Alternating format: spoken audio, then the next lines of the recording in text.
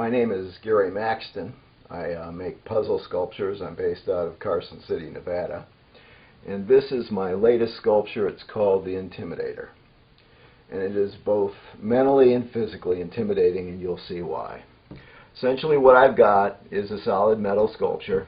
It weighs something like 45 pounds. And the way that it opens is with a special magnetic key, which opens and pulls a lever out on the side. The lever then is pushed down, and the first piece can be removed from the top. Now, some of the pieces have a special function, and I'm going to set them aside as we run across them. These may look like something you've seen before. Started working on this last year in June. I've been working on it for a solid year. There's a tremendous amount of machining. Some of the parts take up to a week to make.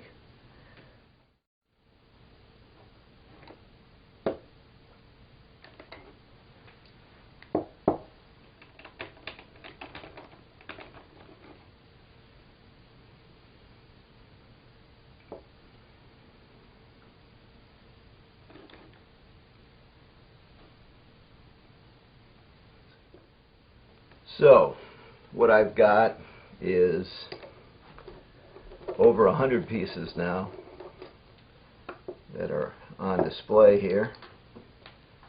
Some of the pieces have a hidden function, which I will show you in a minute.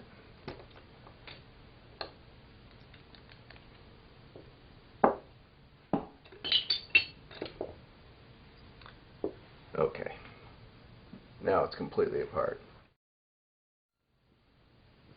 What I'm going to assemble now is the Intimidator pistol, which is a fully functional 45 caliber muzzle loading pistol.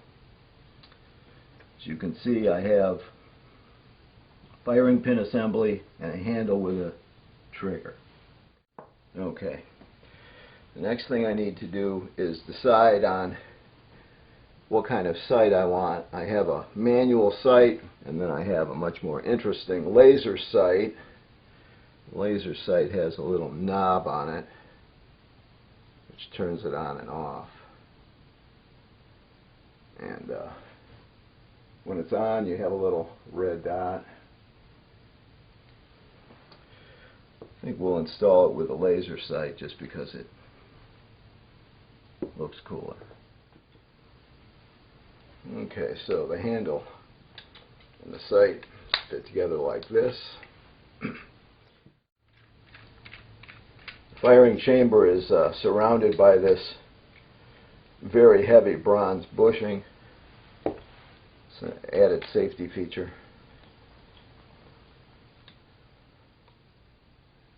So what we've got is the Intimidator. Got a laser sight. You can turn it on and off. The gun is totally safe to use until you pull the hammer back, at which point, assuming it's loaded, it's ready to be fired. We're in sunny, semi-sunny, downtown Carson City. It's one of the few cloudy days, actually.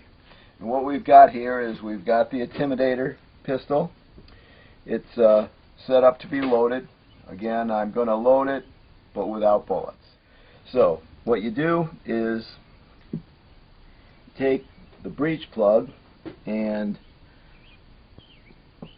put one pellet in the breech plug like this, and then screw that into the barrel. And then the barrel is reinforced with this bushing. And you just spin that all the way down. And then we use 209 shotgun primers. That's these little things here.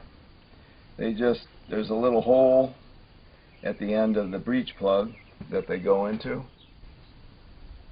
The barrel assembly then screws onto the gun, like so. Now the gun is not cocked until you pull back the hammer. And essentially, to